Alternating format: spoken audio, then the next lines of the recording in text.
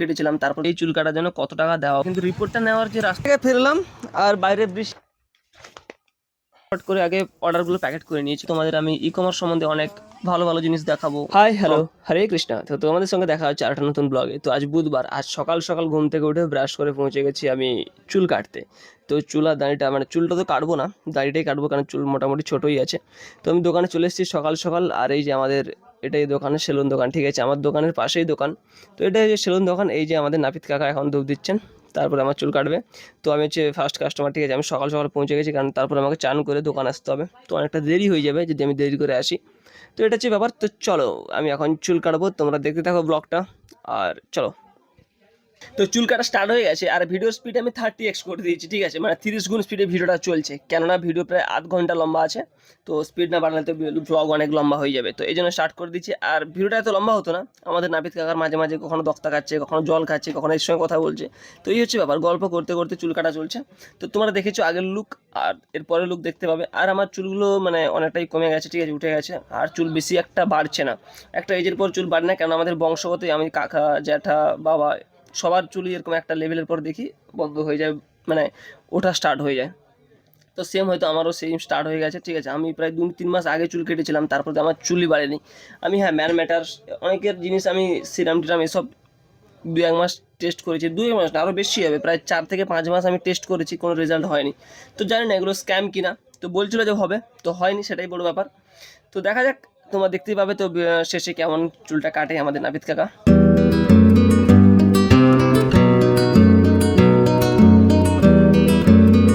তো চুল কাটা আমার কমপ্লিট হয়ে গেছে। আর তোমরাই দেখি বলো যে নাবিদকে কত টাকা দেওয়া উচিত, ঠিক আছে।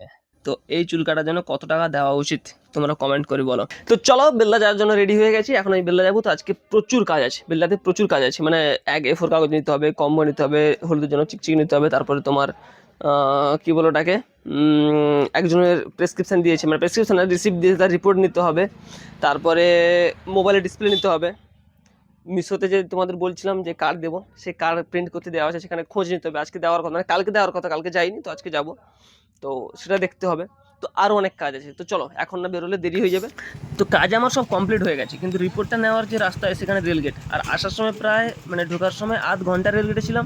আর এখন তো এই অবস্থা, মানে এখানে অবস্থা এতটাই খারাপ যে প্রত্যেক এই রাস্তায় গেলে রেলগেট পড়বেই। তো এতক্ষণে বেল্লা থেকে ফিরলাম, আর বাইরে বৃষ্টি আর গরম দুটো একসঙ্গে, তো কেমন ভাবে ভাবো। তো চলো আগে অর্ডারগুলো অ্যাকসেপ্ট করে নিই। তো দুটো অর্ডার আছে, অ্যাকসেপ্ট করে নিই। টোটাল হয়েছে 21টা অর্ডার, তাই তো? 21টার মধ্যে কতগুলো ডাউনলোড হয় সেটাই ব্যাপার। তো অর্ডারগুলো ডাউনলোড হোক, ওখানে আমি কাগজটা প্রিন্টারটা রেডি করে দিই, কারণ এখান থেকে গিয়ে প্যাকেট করতে হবে, প্যাকেট করার পরে তারপরে খাওয়া দাওয়া, ঠিক আছে। তো চলো, আচ্ছা 15টা ডাউনলোড হয়েছে, আচ্ছা 15টা ডাউনলোড হয়েছে, যেগুলো সেগুলোকে আবার করতে হবে, এডিট করতে হবে, তাই না? ফটাফট করতে হবে, ফটাফট।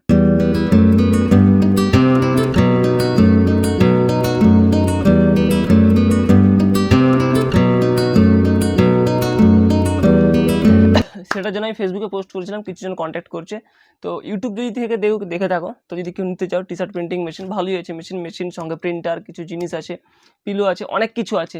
কেউ যদি নিতে চাও তো কন্ট্যাক্ট করতে পারো আমার সঙ্গে, ঠিক আছে। কমেন্ট করবে, তো আমি সেখান থেকে আমি নাম্বার দিয়ে দেবো, আমার কমেন্টে রিপ্লাই করে দেবো, যে সেখান থেকে তোমার সাথে কন্ট্যাক্ট করতে পারো। ভালো মেশিন আছে, সব কিছু ওকে আছে, কিন্তু আমি সেটাকে রাখতে চাই না, এই জন্য বিক্রি করতে চাই। তো চলো, লেবেলগুলোই দেখতে পারো, এটা নর্মালে করেছি, আর এগুলো সব হচ্ছে তোমার 3-4-12টা।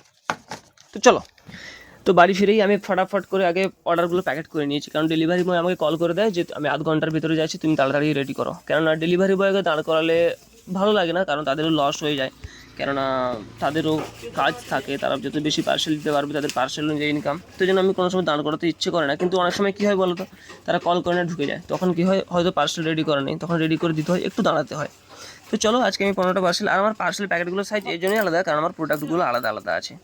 আর চলো তোমাদের সঙ্গে দেখা হচ্ছে পরের ভিডিওতে। তো আজকে আছে টোটাল 15টা অর্ডার। আর আমার ব্লগকে যদি এরকম রেগুলার ব্লগ দেখতে হয়, তাহলে চ্যানেলটা সাবস্ক্রাইব করে রাখো, কারণ এই চ্যানেলে তোমাদের আমি ই কমার্স সম্বন্ধে অনেক ভালো ভালো জিনিস দেখাবো, প্রবলেম সলিউশন সঙ্গে তোমাদের কিছু হেল্প লাগলে সেগুলো আমি করতে রাজি আছি, কমেন্ট করতে পারো।